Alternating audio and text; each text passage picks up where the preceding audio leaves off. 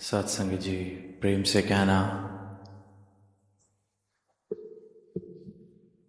इस रूप में पहली बार डालस में आने का अवसर प्राप्त हुआ है और आप सभी संतों के दर्शन करने का ये मौका जो मिला है, बहुत ही प्रसन्नता हो रही है। ये नज़ारा देख के, इस रूप में भाग बन के, और यही भाव आ रहे हैं कि ये जो सत्संग की घड़ियाँ जीवन में आई हैं या जब भी आती हैं, तो इसका महत्व कभी कम ना हो। कभी ये ना भूलें कि यहाँ आए किस लिए हैं, आते किस लिए हैं, किस खुराक के लिए मैं यहाँ आया था, कौन सी ऐसी प्यास बुझी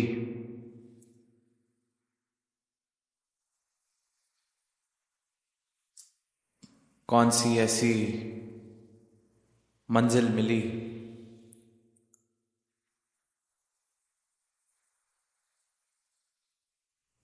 कौन सा ऐसा जीवन में परिवर्तन आया जो ये सत्य के पहले का मेरा जीवन, इस प्राप्ति से पहले का मेरा जीवन, इस परम परमात्मा को जानने से पहले का मेरा जीवन था। क्या वो ऐसी दशा थी जो आज देखता हूँ कि ये कृपा हुई है, ये अनुकंपा हुई है, ये एहसास बना रहेगा तो इस सत्संग की कदर बनी रहेगी कि मिला क्या है आखिर। क्योंकि अक्सर ऐसा होता है कि बिना एहसास के, बिना अवेयरनेस के, कभी कभी बस रूटीन मात्र ही कोई चीज़ हम करने लगते हैं, तो उससे जो प्राप्ति हो रही है या होती आई है, उससे हम वंचित रह जाते हैं। आम सी बात लगने लगती है। पर जितनी बार भी ये सत्संग की घड़ियाँ मिले, हर पल हर बार इस बात का एहसास रहे कि यहाँ से प्राप्त क्या हुआ है, और ये जो प्राप्त हुआ है, ये जो प्राप्ति मिली है, इसकी संभाल हो सके इसलिए निरंतर ये सत्संग ज़रूरी है, इसलिए सेवा ज़रूरी है, इसलिए सिमरन ज़रूरी है, इसलिए ये संतों का जो परिवार सतगुरु ने मुझे दिया है, ये ज़रूरी है कि इतनी ये जो सांकरी रहा है, इतना संकीर्ण मार्ग है भक्ति का, it's such a narrow path, तो इस पथ पर मैं ठीक ठीक चल सकूं, इस पथ पर मैं बिना डगमगाए चल सकूं, इसलिए जीवन में ये संतों का संग सद्गुरु बख्शते हैं। और इसकी कदर जीवन में तभी आ सकती है जब वो प्राप्ति जिसका जिक्र हो रहा है वो हो, जब मेरी जीवन में ये अवस्था आए कि वाकई ही जो पहले जीवन था और इस बोध के बाद, इस रियलाइजेशन के बाद, जिसको ब्रह्म ज्ञान कहा जा रहा है, ये ब्रह्म ज्ञान जीवन में आने के बाद जो मेरे जीवन की अवस्था है, इसको मैं अनुभव कर रहा हूँ, इसका एहसास कर रहा हूँ, इसलिए बात कह पा रहा हूँ कि क्यों निरंतर इस सत्संग की ज़रूरत है। और ये कोई आज नहीं, ये बात कही जा रही युगों युगों से।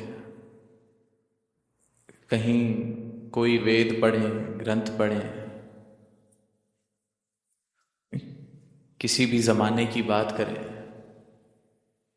यही एक संदेश गुरुओं ने, पीरों ने दिया है कि जिसे पुकारा जा रहा है, जिसे ढूंढा जा रहा है, ये जो परम पिता परमात्मा, किसे कोई अल्लाह के नाम से बुला रहा है, गॉड के नाम से बुला रहा है, वाहिगुरु के नाम से बुला रहा है, अकाल पुरख कहला रहा है, भगवान, राम, जितने भी नाम दे दें, इसकी प्राप्ति करना ही जीवन का उद्देश्य है। और जब तक ये प्राप्ति हो ना जाए तब तक ये बात समझ भी नहीं आती, ये प्राप्ति भी ऐसी, क्योंकि जब तक नहीं हुई तब तक समझ ही नहीं आता कि क्यों कहा जा रहा था कि यही उद्देश्य है। इसलिए बड़ा मुश्किल हो जाता है। अनेक अनेक युगों में अनेक अनेक रूप धारण करके गुरु पीर वली आए, सारी मानवता को यही संदेश दिया, आज भी दे रहे हैं। पर इतनी सरल सी बात सबके समझ में नहीं आ पाती, इंसान के समझ में नहीं आ पाती है, क्योंकि बात ही ऐसी है। उसको लगता है मैं अपना जीवन जी रहा हूं, कोई ऐसा क्या ही मेरे को दे देगा, क्या ही मुझे दे देगा। कहाँ वेल है दुकान से, कहाँ वेल है काम से। किसी से परमात्मा की बात भी करना कोई चाहता है तो वो कहता है बाद में आना, आज बहुत काम है, बाद में आना, अभी बहुत टाइम है। बिल्कुल 100 साल बात की जा रही है। कल भी बात हो रही थी कि अमेरिका में अब लॉन्जेविटी की बात चल रही है, लाइफ एक्सपेक्टेंसी को बढ़ाने की बात चल रही है। There's a lot of talk about longevity. There's a lot of talk about increasing the life expectancy, maybe beyond 100 years. Yesterday I was having a conversation where we're talking about this, that how medical science is trying to increase the life expectancy to 100, 105, 110 years with a healthy body. And I was thinking to myself, what will man do for 100 years? अगर 105, 110 साल की आयु मिल जाए इंसान को, इंसान तो पागल हो जाएगा।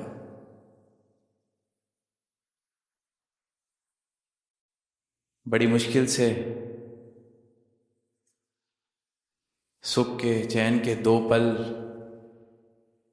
इस यात्रा में ढूंढ पाता है। ये यात्रा अगर कोई 100 साल की कर दे, 110 साल की कर दे, जैसी इंसान की दशा है, इंसान तो इसे सजा समझने लगेगा। खुद को तो परेशान करेगा ही,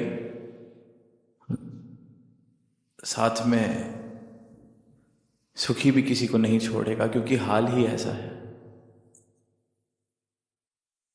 If man gets to live for so long, I wonder what will be the face of this earth. Because the way life is being lived, the ignorance that is prevailing, alive this long in ignorance can only lead to disaster. If not for the entire earth, at least for my own sanity. If someone makes me live in ignorance for so long, I wonder how that life would be. बात करते हैं इंसान से क्या हाल है, कैसा जीवन है। सामने से कहता है ये जीवन भी कोई जीवन है, इससे अच्छा तो मर जाएं। बड़ी आम सी बात सुनने को मिल जाती है। इतने परेशान हैं, इतनी परेशानियां हैं, काम कैसा चल रहा है, काम तो पूछो ही मत। बच्चे कैसे हैं, बच्चे तो सुनते ही नहीं। घर में सब कैसा है, शांति ही नहीं है।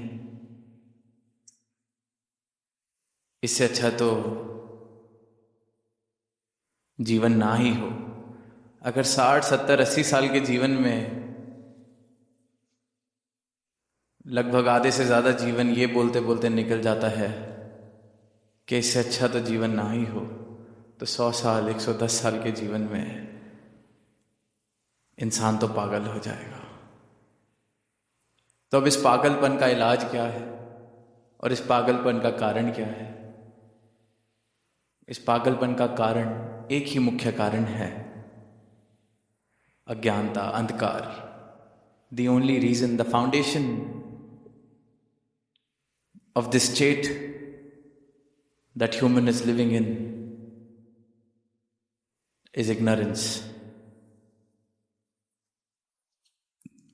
And this ignorance leads to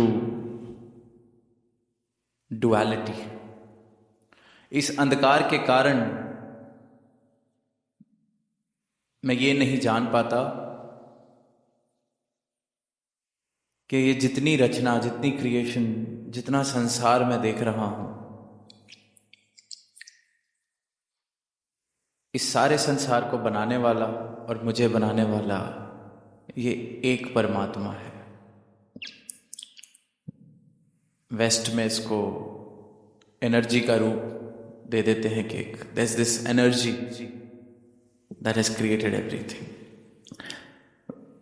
We can choose to call it whatever we please to. But once we realize that this creation is created by one creator and that this creator pervades in every particle of this creation. That is the first realization, the first step towards enlightenment, where duality starts to diminish.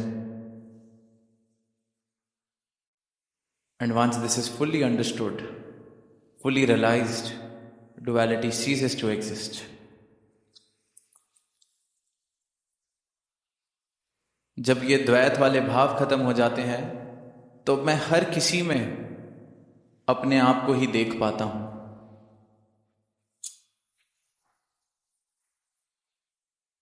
मुझ में भी तुझ में भी राम समाया है। राम के दर्शन हो जाते हैं, इस परमात्मा के दर्शन हो जाते हैं, तो ये बोध हो जाता है कि मुझ में भी यही है, हर किसी में यही है। तो फिर वैर किस बात का, ईर्ष्या किस बात की? फिर मैं दूसरे की खुशी में भी खुश हो पाता हूं। फिर वो दौड़ कि किसी को नीचा दिखाना है, वो खत्म हो जाती है।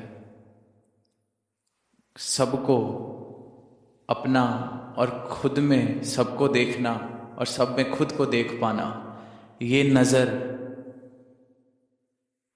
एक ज्ञानी की, ब्रह्म ज्ञानी की नजर है। ये नजर जिसको मिली है उसके जीवन से अंधकार मिटा है। Everyone who has attained this realization, ignorance from their life has then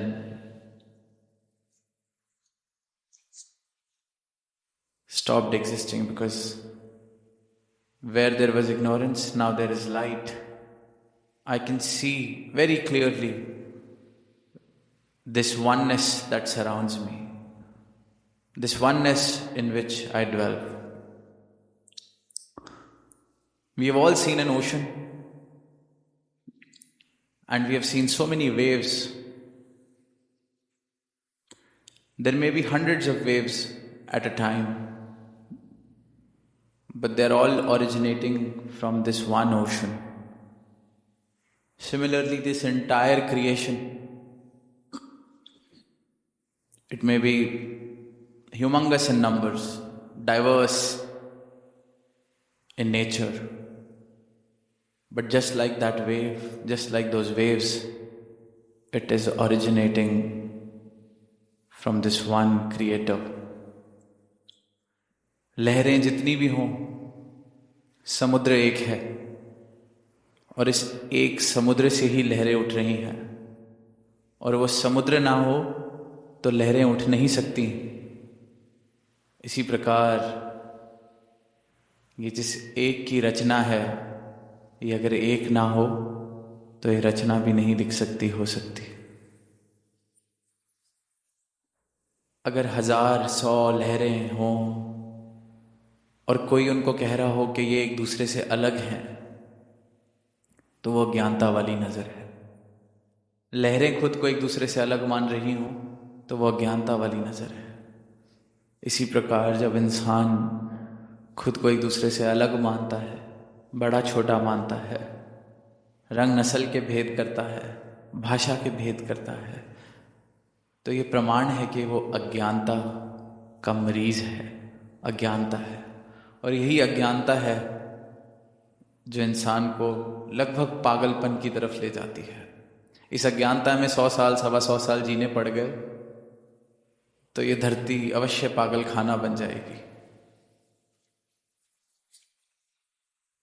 और ये नज़र सिर्फ सदगुरु बख्शते हैं, जहाँ ये एक, जिस एक की बात हो रही है, जैसे दास ने कहा कि समुद्र है तो लहरें हैं, इसी प्रकार ये रचनहार है, क्रिएटर है तो ये रचना है। तो वो जो क्रिएटर जैसे समुद्र को जो देख ले वो समझ लेता है लहरें कहाँ से उठ रही हैं, इसी प्रकार इस एक सत्य को, परमात्मा को, क्रिएटर को देख लें तो ये बात समझ आ जाती है कि कहाँ से ये सब उपजा है। एक नूर ते सब जग उपजा। तो ये नज़र सिर्फ और सिर्फ सदगुरु की कृपा से है। जैसे लिखा भी गया है कि ज्ञान अंजन गुर दिया, अज्ञान अंधेर विनाश, हरि कृपा से संत बेटिया, नानक मन प्रकाश। कि ये जो अंधकार था वो अब अंधकार नहीं रहा, क्योंकि रोशनी हो गई है, ज्ञान अंजन मिल गए हैं, गुरु ने कृपा की है। तो ये अंधकार मिटाने का एक ही तरीका है कि रोशनी आ जाए। मेरी नज़र जो फर्क देख रही है, दो देख रही है, वो एक देख सके, वो समझ सके कि कोई फर्क नहीं है। कहीं भी किसी भी वेद ग्रंथ को देखते हैं, यही कहा गया है, परहित सरस धर्म नहीं भाई, कि दूसरों का हित करने से बड़ा कोई धर्म नहीं है। पर पीड़ा संग नहीं अदमाई, किसी पराये को, किसी दूसरे को पीड़ा देना, इसे बड़ा कोई पाप नहीं है। पर यह क्यों कहा गया है और यह अवस्था मिले कैसे? मोरालिटी की अगर बात करेंगे, जो अक्सर हम करते हैं, अक्सर ये सवाल मिलता है, अच्छा इंसान, हम अच्छे इंसान हैं तो सही, अच्छा कर्म करते हैं, परमात्मा की क्या ज़रूरत है? बाइबल भी यही कह रही है, अच्छा काम करो, सेवा करो। महावीर ने भी यही कहा, किसी और को दुख मत दो। हर जगह यही पढ़ा है, हर जगह यही सीखा है। मंदिर में जाते हैं, वहाँ भी यही सीखते हैं। ये पंक्तियाँ भी पढ़ के सुना देते हैं कि परहित सरस धर्म नहीं भाई, हम धार्मिक हैं, पराये का हित कर रहे हैं। I am doing service, I am living a good life, I am not troubling anyone, I am not causing hurt. What else do I need to do? Why then you talk of spirituality. Why then do you talk of God? When in the end every scripture is saying that be a good human, be a good human. That I already am. I have seen so many people taking God's name but oppressing the people around them, hurting the people around them. इतने लोगों को देखा है जो भगवान का नाम लेते हैं, खुद को आस्तिक बोलते हैं, सबसे ज्यादा परेशानी उनके कारण है। लोग कहते हैं, सत्य भी है, कभी कभी घर पे भी देख लेते हैं, छोटे छोटे परिवारों में भी देख लेते हैं, नाम भगवान का लिया जा रहा है, रोज मंदिर जाया जा रहा है, मालाएं जपी जा रही हैं, पर घर के अंदर प्रेम नहीं, घर के अंदर प्रेम के दो शब्द नहीं। जो इंसान सबसे ज्यादा भगवान का नाम ले रहा है घर में, सबसे ज्यादा खौफ और सबसे ज्यादा डर ही घर में उसका फैला हुआ है। बड़ी आम सी बात है, Indian households we all can relate. तो लोग कहते हैं फिर इनसे अच्छे तो हम हैं, भगवान का नाम नहीं लेते पर किसी को तंग तो नहीं करते। बात बिल्कुल ठीक।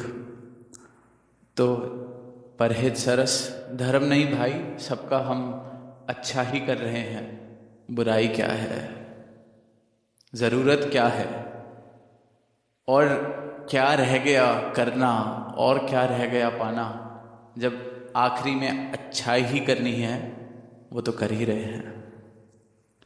ये शुरुआत है। मोरालिटी बिल्कुल ठीक, किसी को तंग नहीं किया, किसी को दुख नहीं पहुंचाया। पर जो भक्त हैं,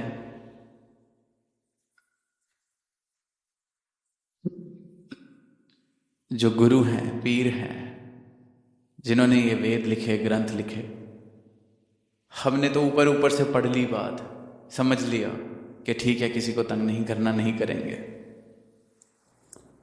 उन्होंने जो ब्रह्म ज्ञान दिया और आज भी जो ब्रह्म ज्ञान सदगुरु दे रहे हैं, और जिसके जीवन में ये ब्रह्म ज्ञान आता है उसकी अवस्था ऐसी बनती है कि वो सब में खुद को देख रहा है। उसने वो समुद्र देख लिया है जिसमें से लहरें निकल रही हैं, तो वो किसी को पराया नहीं देख रहा, वो किसी को अलग नहीं देख रहा। वो जान चुका है कि इस वक्त चाहे 1000 लहरें भी समुद्र में उठी हुई हैं, सब एक हैं, क्योंकि एक में से निकली हैं। इसी प्रकार वो अगर अच्छाई कर रहा है, किसी को दुख नहीं दे रहा, इसलिए नहीं दे रहा क्योंकि मॉरलिटी है, वो इसलिए नहीं दे रहा क्योंकि सब में अपना रूप देख रहा है। सामने जो खड़ा है उसके आगे झुक रहा है, अपना रूप देख रहा है, अपने सृजनहार का रूप देख रहा है, सबको अपने जैसा मान रहा है, इसलिए दुख नहीं दे रहा। दोनों अवस्था में बहुत बड़ा फर्क है। एक मोरालिटी है कि मैं दूसरे को तंग नहीं करता, और एक बोध है, रियलाइजेशन है, एनलाइटनमेंट है कि दूसरा कोई है ही नहीं। ये फर्क है सही मायनों में धार्मिक होने में और सिर्फ नाम जपने में। ये फर्क है एक सिर्फ अच्छा इंसान होने में और परमात्मा को जान के एक भक्त होने में। भक्त किसी का भला इसलिए नहीं कर रहा क्योंकि करना है। भक्त किसी को दूसरा देख ही नहीं पाता, नजर मिल जाती है, ज्ञान अंजन गुर दिया, अज्ञान अंधेर विनाश। वो अज्ञानता मिट गई जहां दो दिख रहे थे, पराये दिख रहे थे, छोटे बड़े दिख रहे थे, ऊंचे नीचे दिख रहे थे। नजर मिल गई, फर्क मिट गए, समुद्र दिख गया, पता चल गया लहरें कहां से आ रही हैं। ये फर्क है मोरालिटी में और स्पिरिचुअलिटी में। वी ऑफन टेंड टू से or think that it's one at the same thing. Morality can be different for different people. Morality can be different for different cultures. Morality could be different in different times. Morality is one of the reasons I personally believe that is used to oppress, to suppress. But spirituality is one, has been one, will always be one. That is why it is the ultimate truth, because it doesn't change, it won't change. और ये नज़र जब मिल जाती है, जहाँ फ़र्क मिट जाते हैं, जहाँ द्वैत मिट जाता है, जहाँ मैं सब में खुद को देख रहा हूँ, खुद में सबको देख रहा हूँ, क्योंकि बनाने वाला नज़र आ रहा है सब में। मेरा असली रूप मैं नहीं, ये जिसने मुझे बनाया। सामने वाले का असली रूप जो ये बाहर से दिख रहा है वो नहीं, ये जिसने मुझे और उसे बनाया। एकत्व, वननेस, इसे भक्ति कहा गया है, इसे ब्रह्म ज्ञान कहा गया है, इसे स्पिरिचुअलिटी कहा गया है। तो बेशक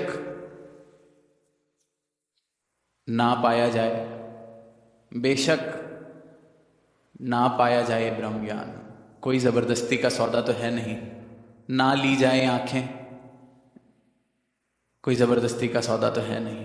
पर आगे से ये सवाल नहीं कि मैं अच्छा काम तो कर रहा हूं, जरूरत क्या है। दोनों अवस्थाएं बिल्कुल डिफरेंट हैं। Let's not compare apples and oranges. दोनों अवस्थाएं बहुत फर्क। एक इसलिए क्योंकि मैं अच्छा इंसान हूं, एक अवस्था ये है, और दूसरी अवस्था ये है मैं हूं ही नहीं। तो वो जो पंक्तियां हैं, परहित सरस धर्म नहीं भाई, जो ब्रह्म ज्ञानी हो जाता है, जिसे ये आंख मिल जाती है, ज्ञान चक्षु मिल जाते हैं, उसके लिए तो ये पंक्तियां भी बदल जाती हैं। परहित, पराया तो दिखता ही नहीं। परहित सरस धर्म नहीं भाई, वो सिर्फ हित करता है, पराया देखता ही नहीं, दिखता ही नहीं, क्योंकि ये एकत्व दिख गया है। This oneness is established. Mirabai का हम सब जिक्र सुनते हैं, सब ने पढ़ा है उनके बारे में कि बचपन से ही श्याम की मूर्ति से प्रेम था। ऐसा प्रेम कि उस मूर्ति को अपने साथ ले लेके घूमती थी, उसके साथ उसको सराहने पे रखकर सोना, उसके साथ जाना जहां भी जाना, इतना प्रेम, इतनी भक्ति। पर उनकी प्यास नहीं बुझी। मीराबाई ने उस मूर्ति को पाके नहीं गाया, पायो जी मैंने राम रतन धन पायो। मीराबाई ने तब गाया जब जीवन में गुरु रविदास आए, जब उन्होंने श्याम के असली रूप से मिलाया। पर जब मूर्ति से इतना प्रेम था, बचपन से ही ले लेके घूमती थी, दीवानी थी, जरूरत क्या थी गुरु रविदास के पास जाने की? क्या जरूरत थी? प्रेम की अवस्था में जी रही थी, क्योंकि द्वैत था। मूर्ति दूसरी थी, मीरा अलग थी, एकत्व नहीं मिला था। एकत्व सदगुरु ने दिया, ये बता दिया जो श्याम है वो तुझ में भी समाया है, तू श्याम से अलग नहीं, मूर्ति से तो अलग है, क्योंकि मूर्ति तो स्थूल है, माया का रूप है। एकत्व नहीं था, द्वैत था। तो जब तक द्वैत नहीं मिटता तब तक वो शब्द नहीं गाए जा सकते, पायो जी मैंने राम रतन धन पायो। राम रतन धन पाया क्योंकि गुरु ने कृपा की, वस्तु अमोलक दी मेरे सतगुर, कर कृपा अपनायो।